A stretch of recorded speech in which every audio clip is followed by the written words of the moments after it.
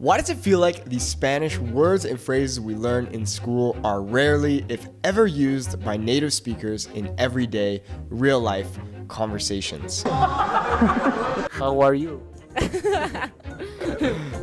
What's the real secret to speaking like a native so we can break free from the dictionary-like language that we were taught in our traditional Spanish classes? Never have I ever heard a native Spanish speaker use the phrase me gustaría when ordering food.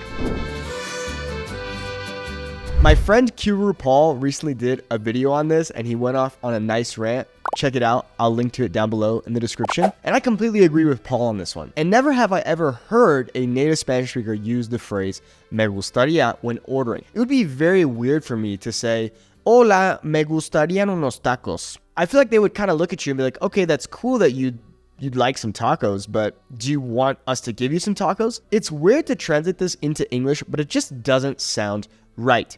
Now, here's what natives will say. Natives can say quisiera, which also translates to I would like, but instead of using the me gustaría coming from the verb gustar, meaning to like or to be pleasing to, we're using the verb querer, quisiera, which is meaning I want. So instead of saying me gustarían unos tacos, you would just say quisiera unos tacos.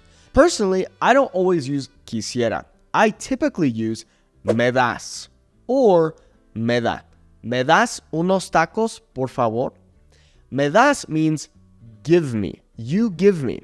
Now, the only difference between me das and me da is using tú instead of usted. So das is coming from tú, which is informal, and me da is coming from usted, which is more formal. Just to give you a quick example of when we do use the phrase me gustaría, we could say something like me gustaría ir al cine este fin de semana. I would like to go to the movie theater this weekend. So that's kind of the difference there.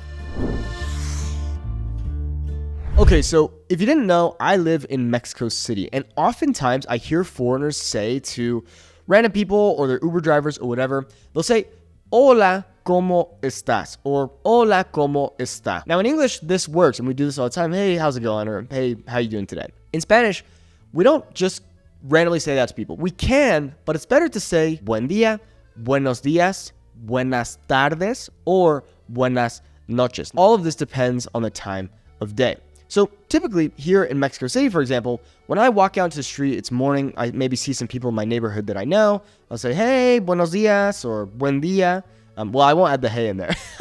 So the thing is that native speakers, of course, say the phrase hola, ¿cómo estás? Or hola, ¿cómo está? But it's much more common for you to hear buenos días, hola, joven, buenos días, something like that. Native speakers, of course, use accent marks. So when someone is speaking, of course, they're going to enunciate depending on what tense they're trying to speak in. But when it comes to texting, specifically texting, oftentimes native speakers completely exclude accents. I'm not saying this is the right thing to do, and I'm not saying this is something you should necessarily do yourself, especially if you're learning, but it is something to be aware of. Now, I want to provide you with some examples of how words can change based off of where accents are placed. So for example, we have the word hable and the word hablé. These are two completely different things. Hable is the subjunctive in the present tense, whereas hablé is the preterite in the yo tense. Now, I'm going to give you some quick examples. Ella quiere que yo hable con su mamá. Yo hablé con su mamá. Do you hear that difference? Hable and hablé. These are two different meanings. We also have hablo versus habló. Hablo con Luis todos los días. Él habló conmigo ayer. Two different meanings. And finally, we have hablará and hablará. Hablará, hablará. Ella quería que yo hablara más con su mamá. Hablará de nuestra conversación con su mamá. This is why knowing how to understand context clues is extremely important, because all of a sudden native Spanish speakers aren't even using accent marks when they're texting you. So you have to be able to use context in order to understand what tense they're using. Next, we have this little phrase, which is mucho gusto en conocerlo or conocerla. Now, of course, native Spanish speakers do and will say this, but it's very formal. Even in a very formal situation, you can just say mucho gusto, which is what most Spanish speakers use.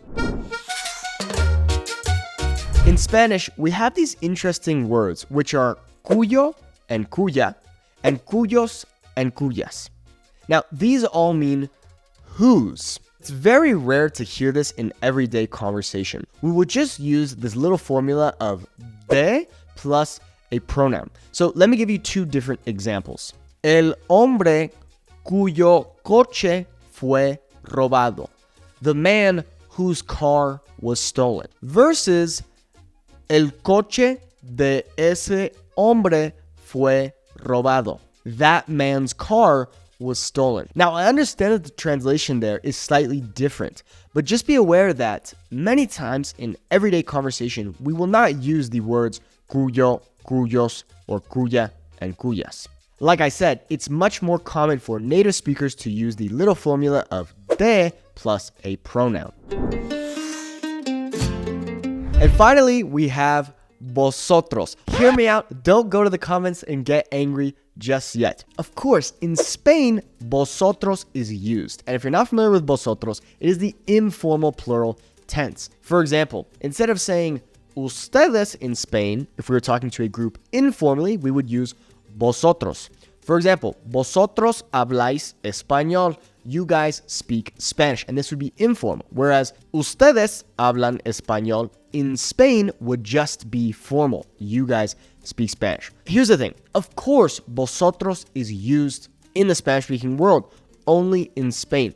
We do not use vosotros in Latin America. If you are learning Spanish and you want to learn a Spanish that comes from Spain, by all means, please learn vosotros. I am not saying that vosotros is not used by native speakers, because it is in Spain, but in Latin America, it is not. I personally lived in Spain for 3 months, and I had studied vosotros in high school, but I never really used it. I would just use the ustedes form instead of vosotros, and people, of course, understood me perfectly. I hope this isn't interpreted as I'm being mean or rude to Spaniards. I absolutely love Spain and think it's a beautiful country, so please don't take this the wrong way. I'd also like to mention, do not confuse vosotros with vos. Now, if you're not familiar, vos is used in certain Latin American countries, and it means tú, okay? So, for example, here in Mexico, we use tú to refer to you, informally, but in certain countries like Argentina, Uruguay, among a few others, they will use vos. Muchas gracias por ver el video. Hasta luego. If you want to become conversationally fluent in Spanish as fast as possible, check out the Fluent Spanish Speaker Academy. Here's what some of our current members have to say. One of my students, Jody, who's learning Spanish to better communicate with her Mexican husband, says, "Why not attempt learning with Nate? Surely he could give me some good advice since he was in my position at one point before." I look back to where I was and where I am now, and we've made great progress. And if you're reading this, let go of the doubts and join his course. We stand behind our program with a 30-day full refund policy. If you're not happy within 30 days, we'll give you your money back, no questions asked. To find out if the Academy is right for you, click the link on the screen or in the description below.